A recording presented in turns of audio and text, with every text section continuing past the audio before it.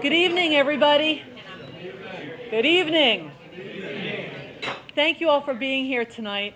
This is a really joyous occasion, although I have to admit it's mixed with some sadness and a little bit of bittersweetness as we think about Sam moving on from Eastlake, going to some wonderful new opportunity in California at a little college called Stanford. We are delighted for him and his family. This is a wonderful opportunity, but we're still going to grieve and miss him. But tonight we're going to celebrate. Tonight we're going to talk about some of the great things that Sam has done over the last 8 years. Before we get going and get into the program, and by the way, my goal is to make Sam cry tonight. I want him to feel the love tonight. Feel the love. Before we get started, I wanted to acknowledge some folks who are here who have been a wonderful addition to the First Tee of Eastlake, who work in a volunteer capacity. First, I'd like to acknowledge the folks who are with the Friends of the First Tee of Eastlake. Let me see. Elwyn Bridges, Reese Lanier, Tom Walmsley, Valerie Hartman-Levy, Carrie Weems, and Lou Horn, one of our Friends of Friends, is here. Have I gotten all our Friends board members? Is there anybody else? Well, I'm delighted that you all are here. You have been a wonderful addition to the Eastlake family, and we really appreciate everything that you have done and the support that you have given Sam and the program and the really cool opportunities that you all have made possible for the kids in our program. I'd also like to acknowledge Mike Myers and Rocky Reef, two of the longtime volunteers here in the First Tee of Eastlake. Thank you guys for everything that you do. You come out on the hard days and the good days, and you're out all the time playing golf with our kids. Thank you very much. We really appreciate you. Before we go any further, I'd like to call R.C. Pruitt up to the podium for just a brief moment.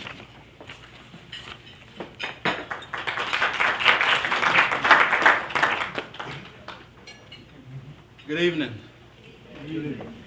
Carol want to get me out of here, right, Carol? My name is R.C. Pruitt. I'm the executive director at the Eastlake Family YMCA. And I first met Sam when the Y was called the Southeast Y. And he was looking for a place for kids to work out. And he should come down to the old building down the street. And we got a little weight room in the back.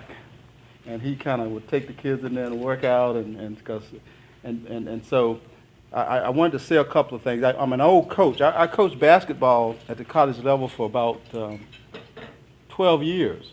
And what I was telling Sam is I thought that the opportunity that came to him was actually really great because I've seen the Stanford campus. It is absolutely tremendous. He will love it out there. It's beautiful.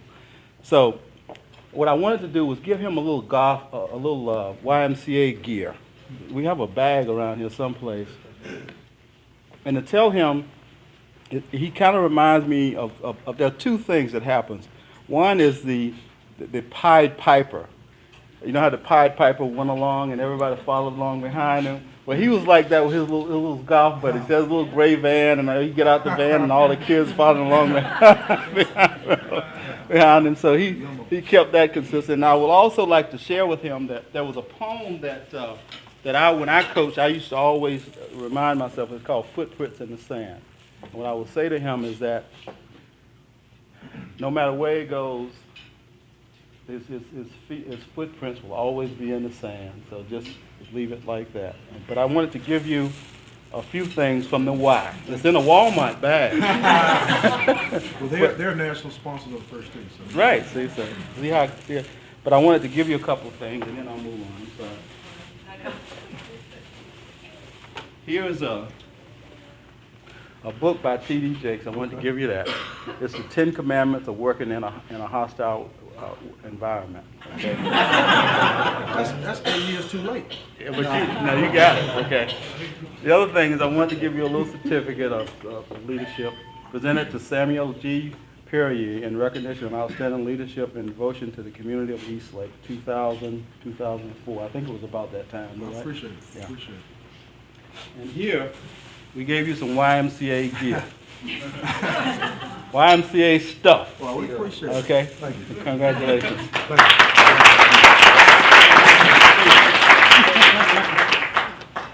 you. You know, since 1998, Sam has been what you could only call a force of nature behind the Eastlake Junior Golf Academy, now known as the First Tee of Atlanta. During his tenure, he's really gone above and beyond the call of duty, and we've all seen examples of that. He's gone way beyond the call of duty, working with kids in the community and their families. He's encouraged, he's cajoled, he's disciplined, and most importantly, he's loved these guys. And he's made a huge difference in their lives. He's helped kids learn how to dream, but even more importantly, he's helped them put concrete plans in place to be able to make those dreams a reality. And you know, as important as that is on the golf course, it's way more important in the real world. And that's where Sam's life lessons have made a difference. And as these guys prepare to move on, and some of them are ready to go to college in just a few months, I think they owe a lot to Sam, and we owe a lot to Sam because of these great opportunities. And we're all grateful to you, Sam, for everything that you've done. Thank you. I am not a poet by any stretch of the imagination, and as I tried to think about what words were adequate to describe Sam's impact in our community, I was failing pitifully. So I went back to kind of an old technique that my kids have used in Mother's Day cards and Christmas cards, and what I did is I took Sam's name and I came up with something that described him for every letter. You'll get the hang of this as I get on. I think one. S is for straightforward. You always know where you stand with Sam. A is for his ambition for the children in our community. M is for his meticulous appearance. P is for his sense of pride. U is for his unwavering focus in doing what is right for the kids in Eastlake. R is for his religious convictions, which guide him in every decision that he makes. Y is for his youth. After all, he is at least younger than me. E is for his earnest desire to see good things happen for the kids in our community and for the community at large. A is for his aspiration for greatness. And R is for the respect and admiration that he's earned from all of us here today. So Sam, thank you for everything. We appreciate you very much.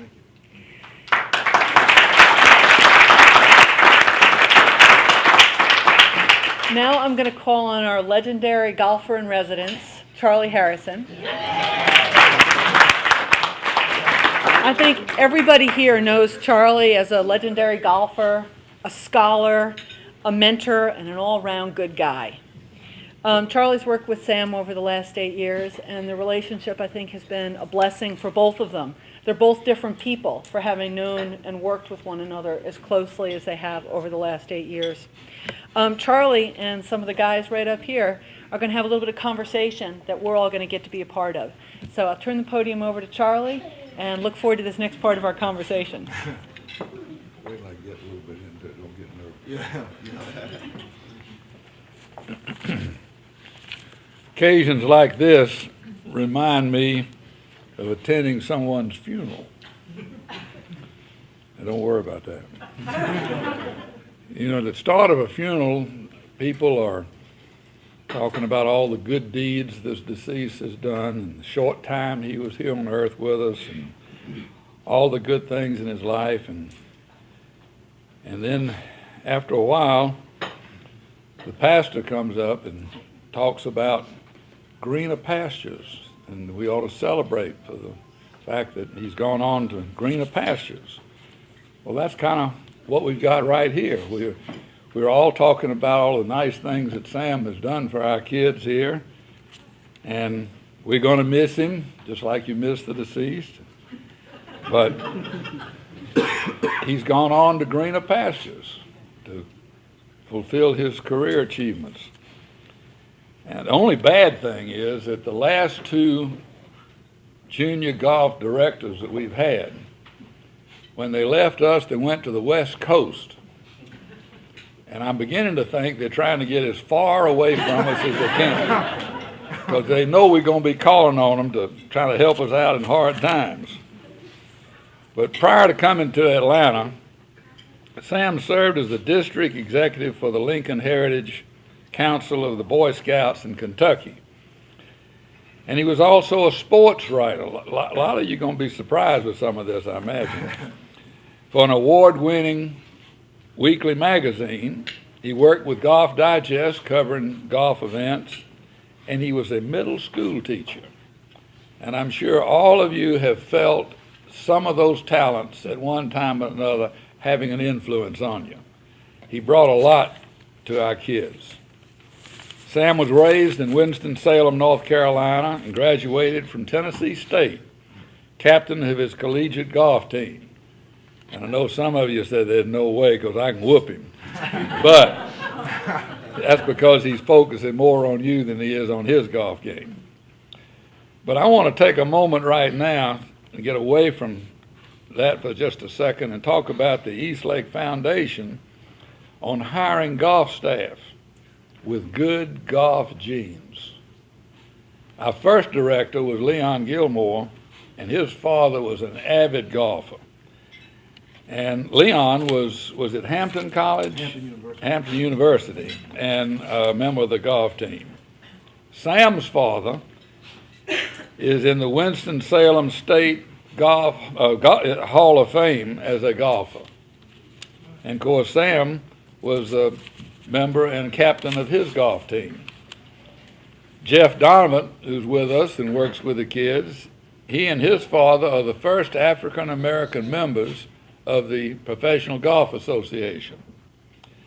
And Regina Martin, her father was a long-time golf professional in Atlanta and retired and came out and helped us get the first Junior Golf Academy kids started as a volunteer for us. So we've got quite a background of golf in our program here.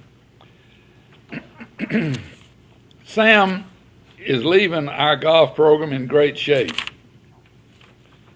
In fact, this morning I went to a golf show over at the World Congress Center, and one of the First Tee of Atlanta directors pulled me off to the side, and he said, "Charlie, what are y'all doing over there?" He said, "All of our better kids are leaving us and coming over to East Lake for golf instruction." And I kind of dodged that one, but it's true. Sam has gotten our program in pretty darn good shape. And however, Sam's greatest contribution to our program is his passion to see these young men and women succeed in life as well as golf. It's not just golf. And that's why he'll be successful at Stanford, because he has that passion for young people. Tonight we have a few young men here that I think would like to tell Sam what he's meant to them.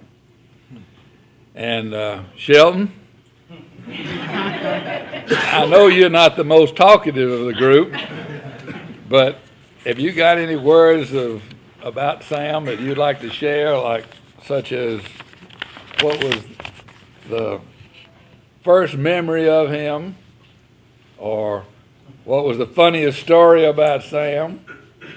You got something to share with us? Yeah. And you got to stand up. Be a man.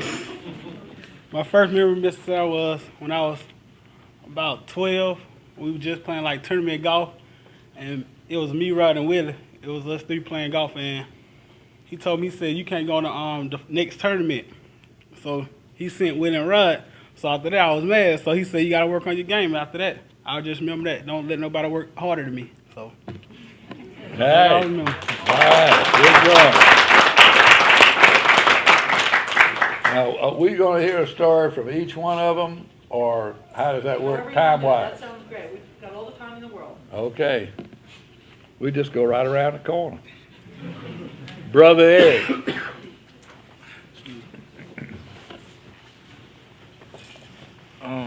My first memory of Mr. Sam, when him and Mr. Leon raced to the top of the range right there.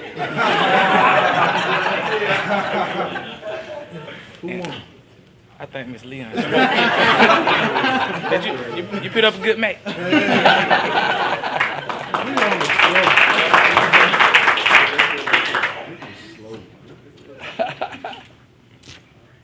Introduce yourself as you. I'm Cedric, and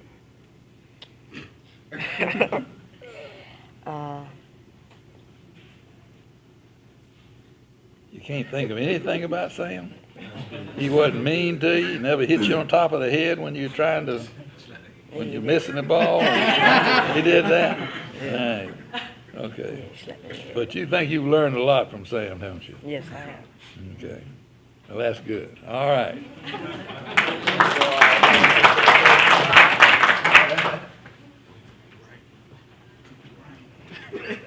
This fellow looks like he's gonna talk. I don't think we're gonna have any problem with him. Tell him who you are. I'm Roger Holmes.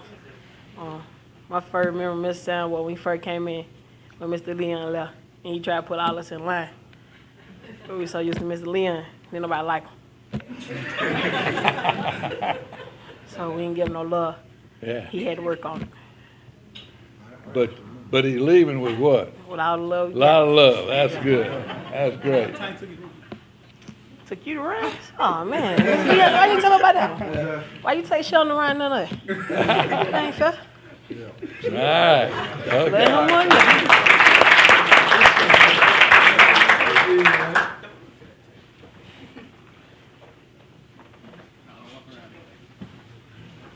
All right, Brandon, what you got to tell us? Question. Well, what, you want me to ask you a question? What's the embarrassing story you know about Sam? I ain't gonna do that.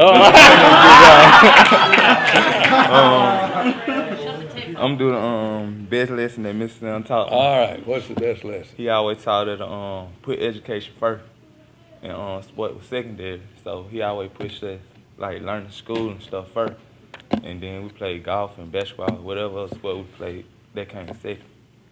Great. Whoa, wait a minute. Whoa, wait a minute. I remember when he was about down here. We're not gonna have any problem with Willie talking. All right. Okay. The most funnest memory that I guess all of us had with Mr. Sam is when we went on the road trip. I mean, he acted like a father figure to us, mature, but sometimes he'll joke and we'll joke each other. And man, that was hilarious. We had a good time doing that.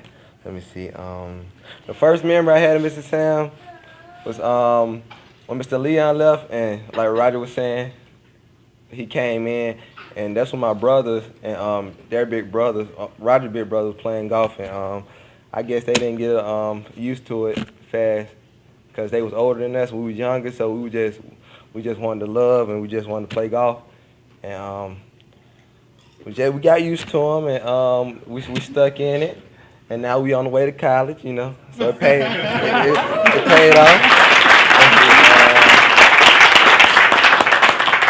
The most embarrassing moment, I got a lot of those. I got a lot of. Okay, sometimes school didn't go as well, and like some people got A's and B's, a couple C's. And I come with my report card, and I have a D on my report card, and that was hard because I tell them I'm working hard, really I'm slacking off, And sometimes I work on my golf game more than I work on my schoolwork. So I kind of messed up there. All right. One more. The best lesson, like Brandon said, school comes first. Without school, anything doesn't matter with your education. He said that nobody can take education away from us, so that's what I'm working on. All right. Good going.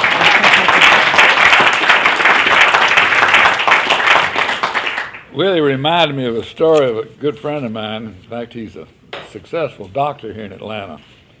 And his son was going to Emory, going to study to be a doctor. And he brought his grades home to his father. His father was always pretty smart. And he looked down at his grades, and he had 2 F's and a D in his grades. And he had this high expectation of his son. He said, "Son, I don't understand how in the world you can make 2 F's and a D. Explain it to me." He said, "Well, Dad, I guess I just concentrated too much on one subject."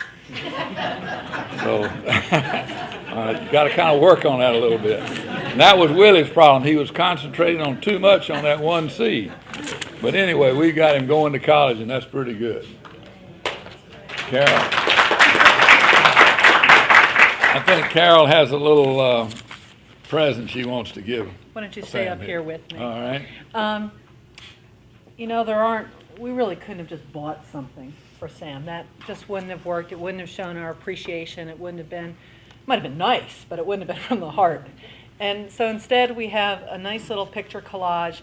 But more importantly, Sam, everybody here tonight has signed this for you. And we hope that you'll take this with you to Sanford, and you'll plop it up on your wall, and everybody will say, who are those cool kids? And you'll have a chance to talk about your friends back here in Eastlake. And you'll have a chance to continue to be a great ambassador for the wonderful things that are happening in our community. Yeah, we want you to continue to go and do good things, and we'll miss you like crazy, and we wish you all the best. And we'd like to give you an opportunity to come up and say a few words. By the way, you all have noticed we're videotaping this tonight, and we're going to give Sam a copy, and so he'll be able to take it and share it with his family and look at it from time to time and remember everybody who loves him and is thinking of him and wishing him well from 4,000 or 5,000 miles away. And while Sam is coming up here, more important than that is that as you get young men look at this and realize that if you don't do well in college and graduate and become successful in business, how disappointed Sam's going to be. And you don't want to disappoint Sam. So you look at that now and realize that as you're going through life, that he's given you the tools to be successful. And so take it with you, make it work. Yeah.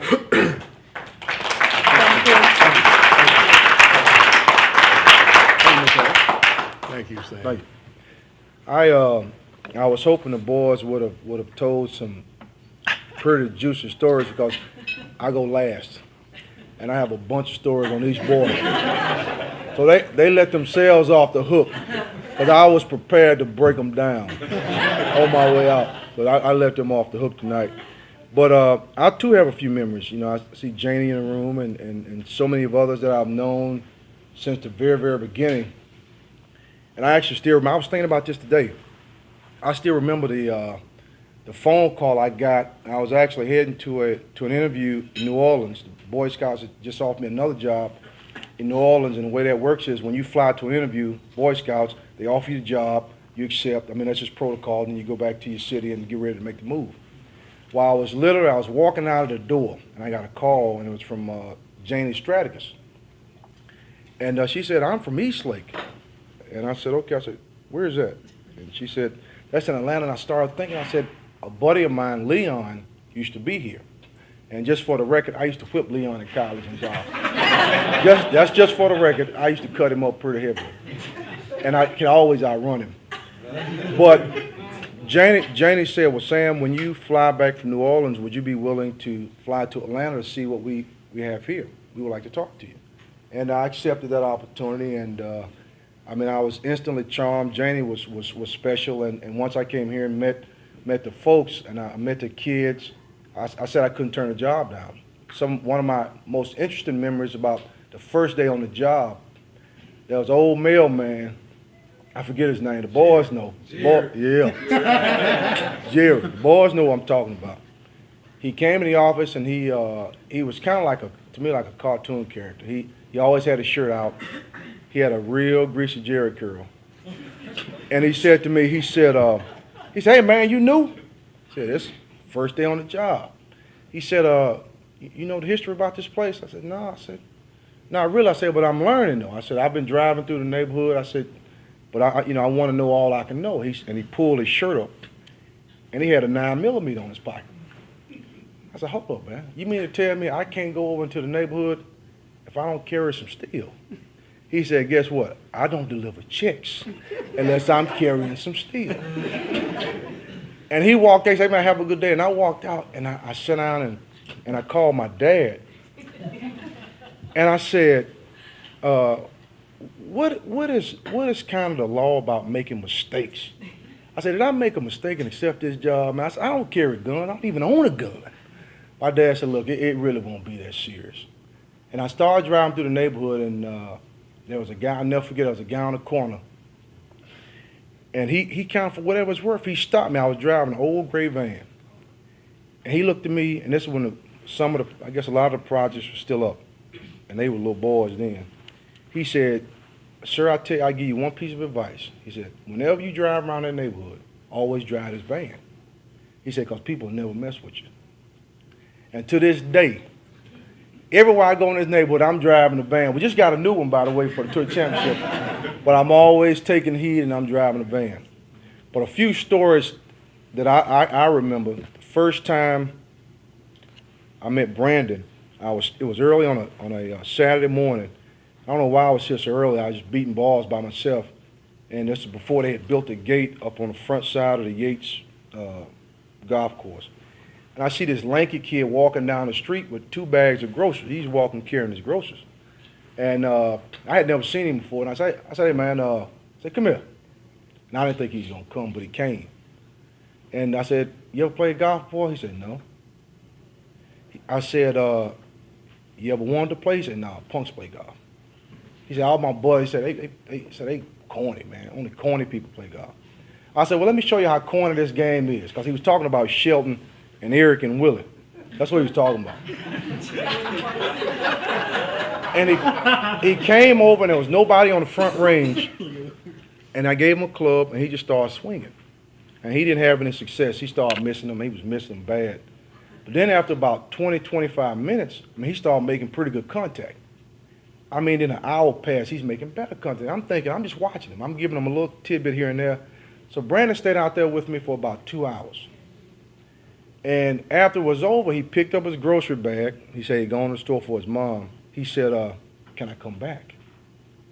And I kind of looked and smiled. I said, absolutely. And he started, and now you see, what you see, he has a full scholarship right now to Grambling. Hey, how good is that? That's good.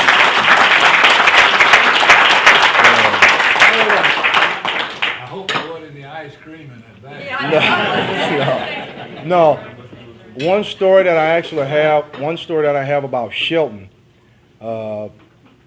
Shelton, he told the truth. He had asked to go on a golf tournament. And Willie was the best golfer in the program, period. Willie had a fluid swing. Willie had a lot of interest, and it pretty much came easy at that point. But Shelton wanted to go to a golf tournament. And I told him he couldn't go, and he had like his feelings were hurt. So the following summer, I sent Shelton to a tournament, to a golf camp in Tennessee, a golf house. So I get a call midweek, and it's a lady on the phone. She says, hey, my name is Kim Williams. I'm on the LPGA Tour. I said, hey, how you doing? She said, I just want to commend you on the job you're doing in Atlanta. I said, well, but you've never been here. She said, no, I've never been there. She said, but I'm working at a camp right now in Tennessee. She said, there's a boy I met yesterday on the range, and when it was time for everybody to go swimming, he didn't want to leave the range. So all the kids in the camp went swimming, everybody. She said, and I look at the end of the range, and there's one boy that's just beating balls. And she said he kept doing it, and he kept doing it, and he kept doing it. She said she finally went down and asked him and said, why are you doing this? Why? He said, because I want to be the best in my program. And I'm going to tell you something.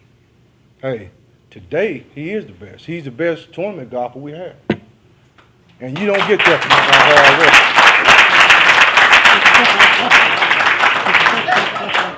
He can't swim.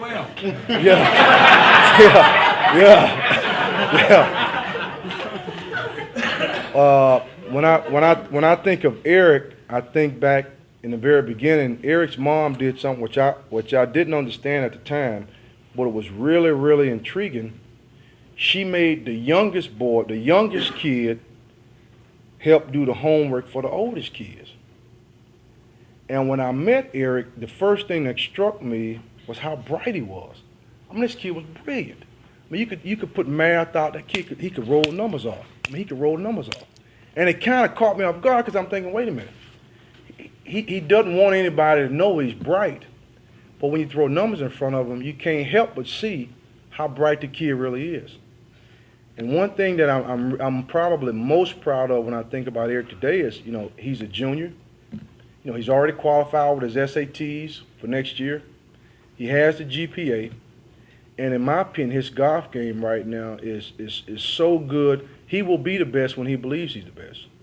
And to me, I look at kids like Eric and I say, buddy, you have come a long way. Because realistically, the sky's the limit for you. Your future is so huge. And once you realize how huge your future is, you will be the best. There's no question. When I think about Shedrick, I actually, for whatever reason, I was at the front desk of Drew the day his mom transferred him over to the school. So I walked up to her and I said, "Hey, ma'am," I said, "are you guys new to Drew?" She said, "Yes, we are." I said, "Has your son ever played golf?" She said, "No." I said, "I promise you, if you bring him to the golf course, we can change his life." And she kind of laughed. She said, "But you know what? I'm going to take you up on it." So the following day, she and her sister come up to the range with Shedrick. It's been 2 years ago, November. And the kid, like he had just had a hissy fit, like he'd been crying because he didn't want to come to the golf course. So he comes up on the range and he starts hitting balls, and he cannot hit a ball. I mean, he's struggling. So his mom and his aunt are hitting the balls actually pretty well. So Shedrick started getting a little frustrated. So I thought he was going to say, "Well, Mom, I'm ready to go home." So it was time to go. He said, "Well, no, I want to stay a little longer." So they stayed a little longer. He said, "Well, no, I want to stay a little longer." So now all of a sudden, something that I thought was going to take 30 minutes, at that point had taken about 2.5 hours. And I could say today, in 2 years, there's no kid ever through this program that in 2 years' time has played more golf than you. You're on a golf course 300 plus days a year. And the rate you're going in 7th grade, I promise you, I've seen this kid shoot an 82 in Bermuda on a course that's ranked with wind. If you continue to do what you're doing now, you'll be the best by the time you graduate high school in Atlanta. I promise. You will be.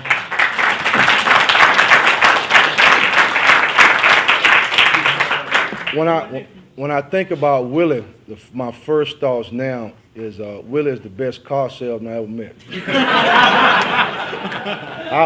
I kind of, in my world, I made up nicknames for all the kids. That's how I always remember them in the beginning, and I always called Willie the governor because I had never seen a kid work adults like Willie.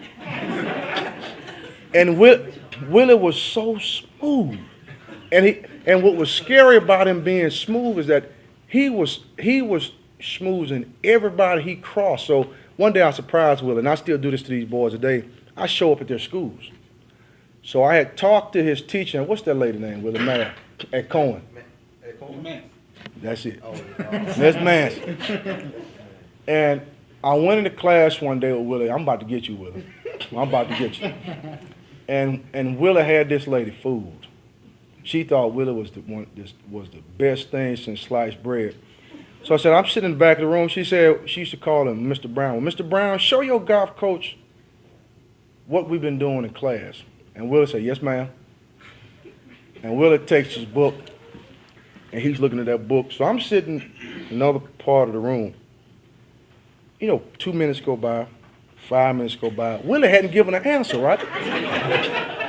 So I'm thinking, I said to myself, I said, the teacher's old, maybe she needs some help. So I jumped up, I said, I'm gonna go help Willie. So I go over, and I said, I'm gonna help you, Willie. And I look at Willie's book, and Willie is on the wrong page. At that point in time, I said, the governor has arrived. In golf, you learn, when I look at, I read a lot of the old books from the Hogan books, and I had a million conversations with Mr. Harrison about this. But to me, field golfers are the most natural kind of golfers. Willie has the best set of hands, the most natural gift of the golf game of anybody we've ever seen. The one problem with that is you have to be disciplined with it, and then you become the best. Willie's on the path, in my opinion, to do some really, really big things. All these boys are special to me. I just can't write them off on text. I hadn't figured that out yet. But all these boys are special to me.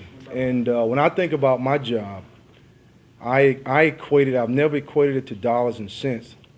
I equate it to lives and souls. And in my sincere estimation, I'm rich. Because I've had a chance to touch all of you guys. And I'm going to tell you something. I'm going to tell you, it's nothing. There is nothing more important than people that work with kids. You never receive it. You never receive it in the form of presidents. You never receive it sometimes in the form of pats on the back. You never receive it in true joy and adulation today. But like any good seed, when your ground is fertile, your time will come and it will grow. That's true. And I'm laughing because, to me, what means the most to me are the kids. And I really mean that. And everybody in the room that has come, it's funny because when I meet people out in the community and I say, hey, I'll give you a call. I think all of you can attest when I say I'm going to call you, you best believe I'm going to call you. Because everything I've done here has been a selfless act.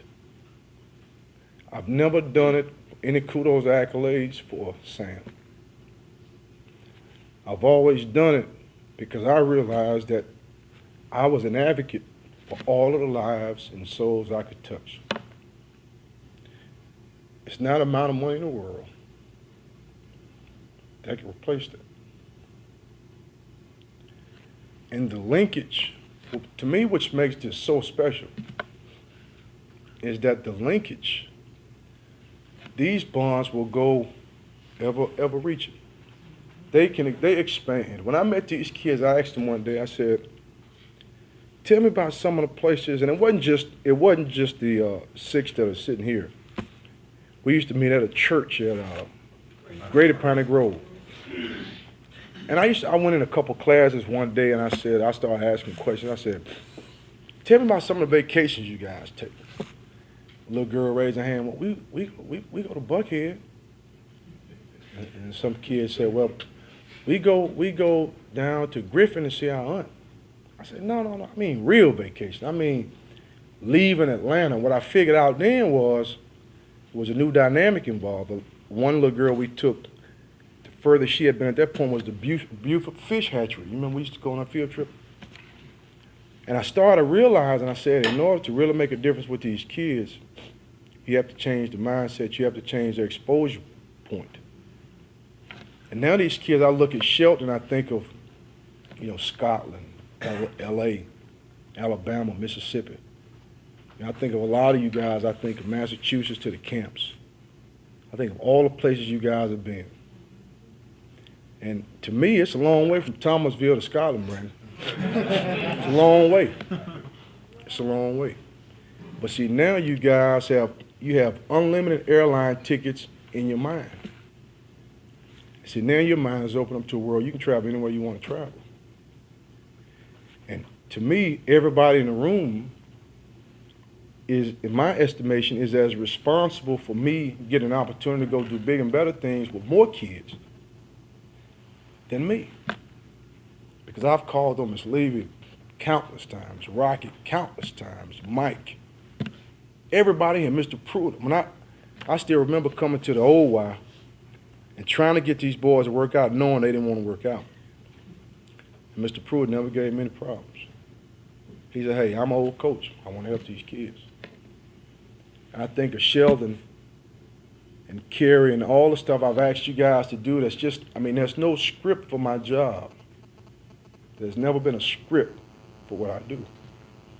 But see, I too was in these boys' shoes a long time ago, growing up at a golf course in Winston-Salem. And to me, all the old men at the course I thought were real old men. When I was a little boy, your age, Shedrick, those guys to me used to be relics, man. I said, God, why is everybody old at the golf course? I said, golf must just be a place where just old people go, man. Everybody old. But I sit back and think now, and I think that all of that, like a piece of Play-Doh, helped shape and mold me to share with them, because through me, they've now experienced my upbringing. The Eagle Eyes and all the guys you guys have met now back in my course, you've now experienced my upbringing. You guys have now have a chance to take this so far. And I'm thankful to everybody in this room, Roderick, Michael, and your brother Lamar's. I mean, all the stories that come from that, and to look at you guys now, and then the kids that are not here, like Big D, DeAndre, kids like that, and DT, who's now, he's transferred to Kansas State. That's big. That's right out of the hood. He's right out of Eastlake. Now he's a Wildcat. That's huge. Those are the kids I remember. Those are the stories I remember. The Albertas, the Janettas, the Bettys, all those kids, the Rodriguezes, all those kids are the kids that I think helped make an impact on me, probably more than helped make an impact on you. Mr. Harris, I can't let you off the hook without a story. And I've been thinking about this one. When I met Mr. Harrison, the first impression I had was that Mr. Harrison was just that one father figure, grandfather figure that I knew I could learn something from, but I wasn't going to let him slide just that easy. So when I first took this job, we probably had countless of conversations about race. I mean, countless. And what I learned from Mr. Harrison was that, oftentimes, even though certain things are our experiences and the way we were raised, it's always good to look at things from both sides of that coin. And I'm thankful for that, because my world has been vastly broadened in a lot of respects because of that. And I appreciate the relationship with you and your family and all those countless members. But the one negative I have about thanking people and recognizing people, there's so many other people that I owe so much to that are not here. My goal was to always, every week on this job, I made it a goal of mine, I would try to call 45 people just to touch bases. And a lot of people can attest, even just to say, hey. And one of my buddies is in the back. I invited him. He's now here in Atlanta with us, John Anthony. Before John was here, I made him help me volunteer as well in Louisville.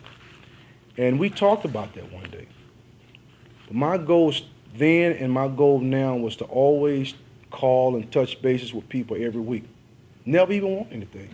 But I want them to realize that they're important. They're more important than I am, because you guys made it all possible for these kids to do all the things they've done. I was just a vessel. I was just a neighborhood minister doing my ministry. Period. And without that, what do we have? So Eastlake is truly in a better place today, I hope, than it was yesterday. In all the relationships from Charlie Yates to Eastlake to people helping in all the courses to, I've probably asked everybody for something. I know at times too, when you're trying to be an advocate for kids, you're not going to always see eye to eye. But that's okay too. That's okay too. You're not going to always see eye to eye. But the most important thing I want everybody, once we leave, is to realize that regardless of what your issues were or are, or what you've ever seen come from Sam, everything, bar none, is for the kids. As long as you take that away, we in business. Everything was for the kids. And I tell you what, I remember sitting here one day, and this is my last, I'm a storyteller. Willie always say I tell a whole lot of stories. But I remember one day the kids, Yasmin was kind of the leader, Shelton's sister. She was my best golfer. She's the best girl in this program I've ever seen. But they used to always talk about rap music. And I think rap music is pretty good, some of it. I think some of it's garbage. But I said to myself, when I was leaving one day, I said, you know what, I'm gonna make these kids realize that even rap music has a relevance. So I called up a buddy of mine and set it up, and Rick opened up the doors to the club and allowed me to have the rap group Goody Mob come in here. I brought Goody Mob in and had Goody Mob talk to the kids.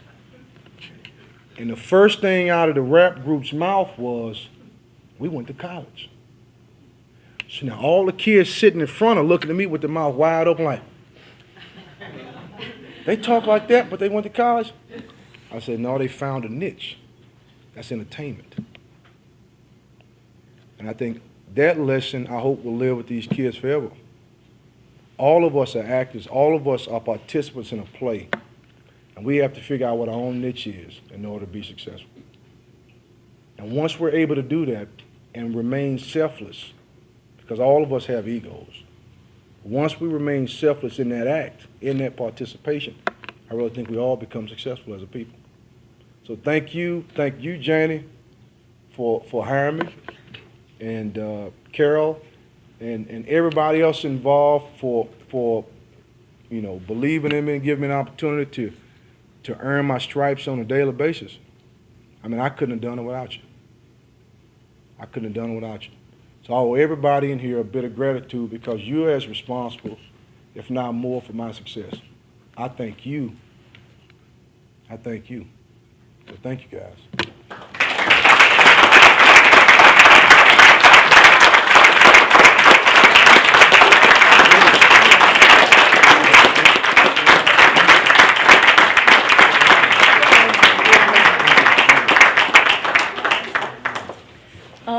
That was lovely, Sam. Thank you very much. I think this evening has been a success on every count. Thank you all for being here, and enjoy the rest of your evening and have a chance to say goodbye in your own way to Sam. Thanks. Bye-bye.